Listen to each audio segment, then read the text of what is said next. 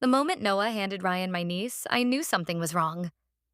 Not because Ryan looked uncomfortable, not because I felt guilty, because Noah looked completely calm. And by then, I had learned something terrifying about my husband. The calmer he looked, the worse the situation actually was. The family barbecue was supposed to be easy. A sunny Saturday. Good food. Kids running through the yard. Family everywhere. Nothing unusual. Nothing dangerous. At least that's what I thought. My affair with Ryan had been going on for almost a year. 11 months. Long enough that sneaking around no longer felt exciting. It felt routine. And that's exactly when affairs become dangerous. Not when you're terrified, when you're comfortable. Ryan and I met through work. A project manager from a vendor company. Lots of meetings, lots of lunches, eventually lots of things that should never have happened.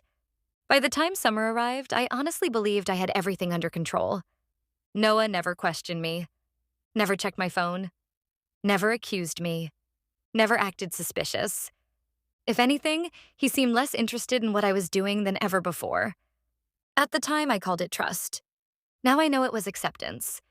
The barbecue took place at Noah's sister's house. About 30 people attended. Parents, siblings, friends, children, babies, dogs, chaos.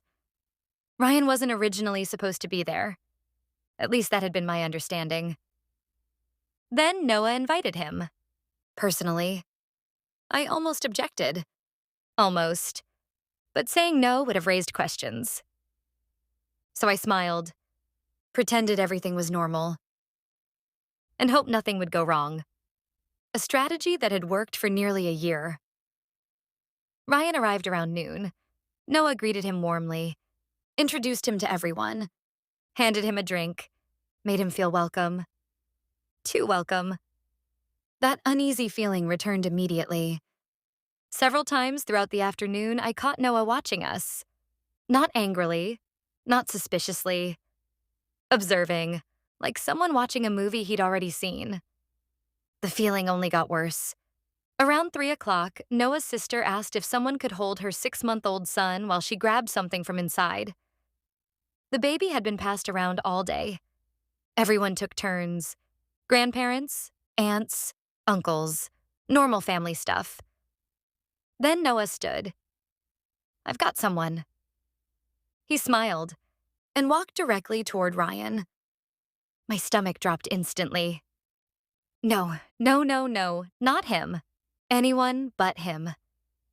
Ryan looked confused. Noah gently lifted the baby from his sister's arms, turned, and placed him directly into Ryan's hands. The entire yard seemed to pause. Not because anything looked wrong, because something felt wrong. Ryan froze. The baby looked happier than anyone else involved. Noah smiled. "There you go." Ryan forced a laugh. "I've never really held a baby before." Noah raised an eyebrow. "Really?" The single word hit like a hammer. Something inside me tightened. Because Noah wasn't asking. He was setting something up. Ryan shifted nervously. "Yeah." Noah nodded slowly, then said, "That's surprising." The conversation around us started fading. People were listening now. Not openly, but listening. "Why?" Ryan asked. Noah smiled. "Because Claire always said you'd be great with kids." Silence. Complete silence. The kind people don't notice until it already exists. Ryan stopped moving. I stopped breathing. Several family members looked toward me, then toward Ryan, then back again. Nobody understood yet, but everyone felt something. Noah continued. "Actually, she talks about you a lot."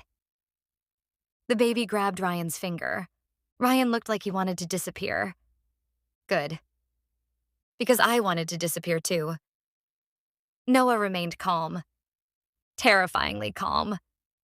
The calmness of someone who wasn't discovering anything. The calmness of someone revealing something. Then he looked directly at Ryan and asked, How long have you known my wife? There it was. The trap. Ryan hesitated. A couple years. Noah nodded. Interesting. Then looked at me. Because suddenly every answer mattered. Every word mattered.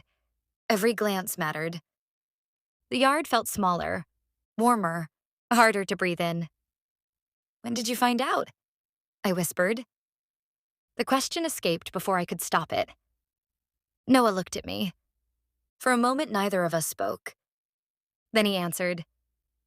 Last fall. The world tilted. Last fall. 9 months. 9 months of birthdays, holidays, vacations, family events. 9 months of him knowing. Every memory changed shape instantly.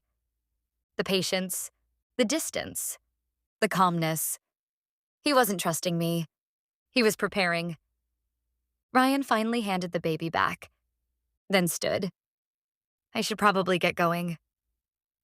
Noah laughed softly. That's usually how these stories end. A few people understood immediately.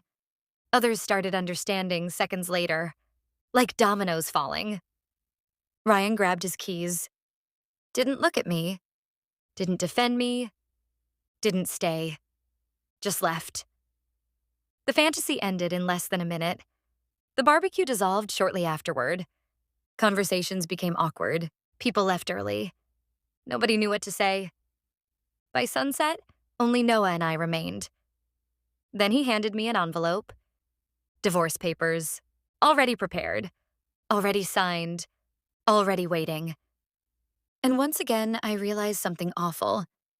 This wasn't revenge. Not really. Revenge is emotional. This felt organized. Like a decision made months ago finally reaching its conclusion. Months later, after the divorce was finalized, I asked him why he chose that moment. Why the baby?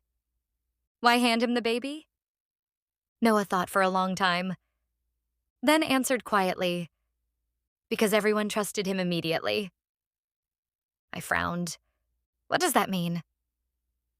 Noah looked out the window, then said, family trusts people with what's important. A pause. And I wanted everyone to see exactly who you'd been trusting instead. I still think about that afternoon sometimes.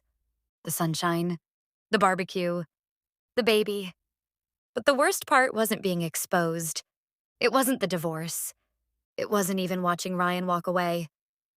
It was realizing my husband had spent 9 months quietly carrying the truth while I kept pretending I was getting away with something. And by the time he handed my affair partner that baby, he'd already let go of our marriage long before either of us realized it was gone.